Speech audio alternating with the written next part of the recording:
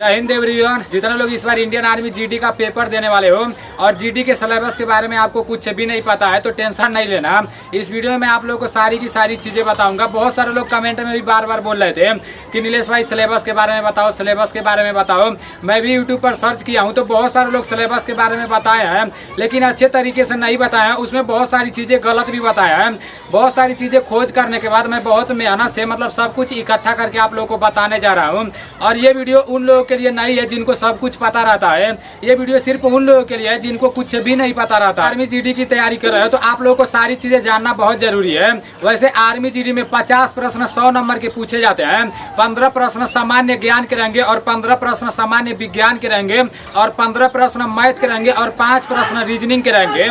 अब सामान्य ज्ञान से किस किस टॉपिक से प्रश्न पूछे जाएंगे और सामान्य विज्ञान से किस किस टॉपिक से प्रश्न पूछे जाएंगे और मैथ में कौन कौन से टॉपिक से प्रश्न पूछे जाएंगे और रीजनिंग में कौन कौन से टॉपिक से प्रश्न पूछे जाएंगे।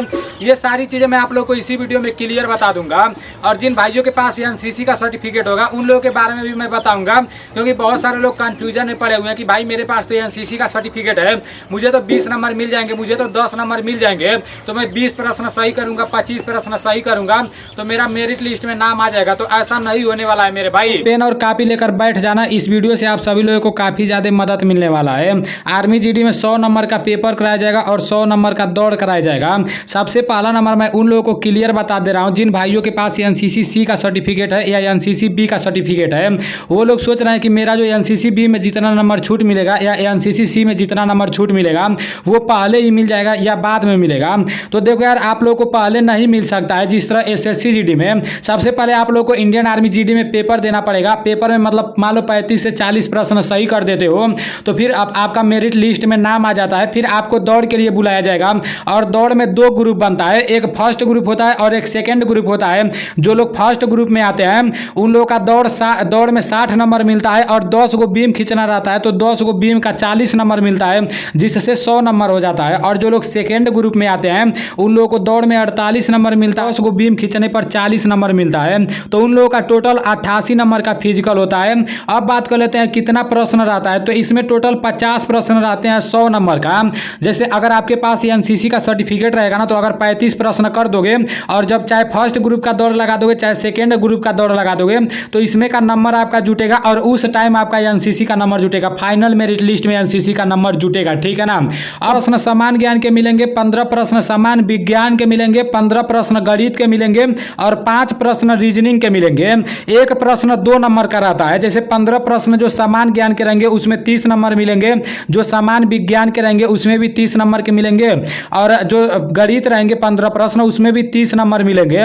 तो ये तीनों मिलाकर 90 नंबर हो गए और 5 प्रश्न रीजनिंग के रहेंगे तो इसमें 10 नंबर मिलेंगे, तो चारों मिलाकर 100 नंबर हो गया, ठीक है ना। 100 नंबर का दौड़ होगा और 100 नंबर का पेपर कराया जाएगा और आपको 1 घंटे का टाइम मिलेगा, 60 मिनट का टाइम मिलेगा।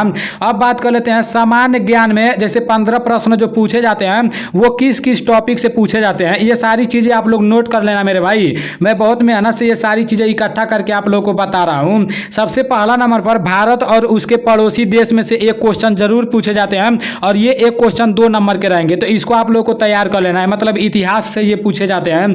दूसरा नंबर पर संस्कृत से पूछे जाएंगे। तीसरा नंबर पर भूगोल और कौन क्या है, जैसे वर्तमान में कौन क्या है या पहले जैसे भारत का प्रथम राष्ट्रपति, भारत का प्रथम उपराष्ट्रपति, प्रधानमंत्री, तो ये सारी चीजें आप लोग को याद कर लेना है। उसके बाद से लघु रूप छोटा कौन है, बड़ा कौन है, विश्व में सबसे छोटा देश, इस तरह के पूछे जाएंगे तो उसको आप लोग को याद कर लेना है। उसके बाद से खेल से संबंधित स्पोर्ट लाइन से आप लोग को तैयार कर लेना है। उसके बाद से पुरस्कार, उसके बाद से शब्दावली, उसके बाद से भारतीय सशस्त्र बल, उसके बाद से महाद्वीप और उपमहाद्वीप के बारे में पढ़ लेना है। उसके बाद से आविष्कार और खोज, तो इसको भी आप लोग को पढ़ लेना है। उसके बाद से भारत का संविधान को भी पढ़ लेना है।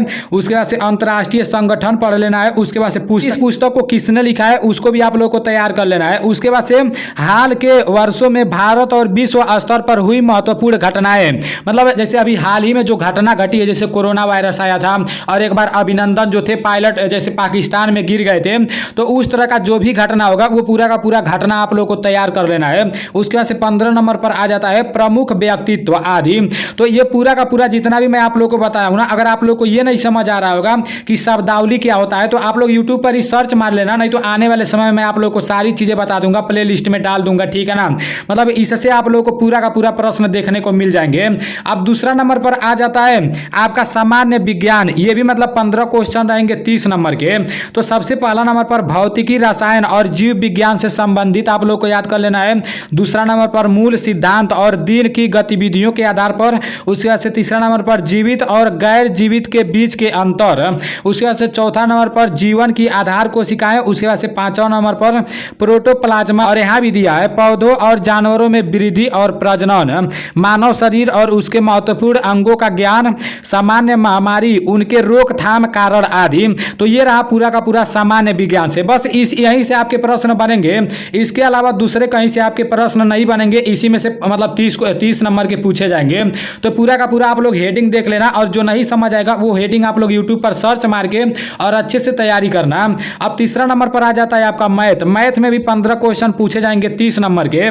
तो सबसे पहला चैप्टर जो रहेगा नंबर सिस्टम, उसके बाद से संपूर्ण संख्या की गणना, उसके बाद से दशमलव और अंश, उसके बाद से संख्याओं के बीच संबंध, उसके बाद से आपका लॉसम हो गया, उसके बाद से प्रतिशत हो गया, उसके बाद से अनुपात और समानुपात हो गया, उसके बाद से वर्गमूल निकालना भी आपको आना चाहिए, उसके बाद से औसत, फिर ब्याज, सरल और यौगिक, उसके बाद से लाभ और हानि, उसके बाद से छूट, उसके बाद से साझेदारी, फिर व्यापार, फिर समय और दूरी, फिर समय और काम, गणितीय मूल, बीजगणितीय समस्याएं, ज्यामिति, प्राथमिक ज्यामिति, आंकड़ों, तथ्यों के साथ परिचित, उसके बाद से मेंसुरेशन, त्रिभुज, चतुर्भुज, नियमित, बहुभुज, वृत्त आदि।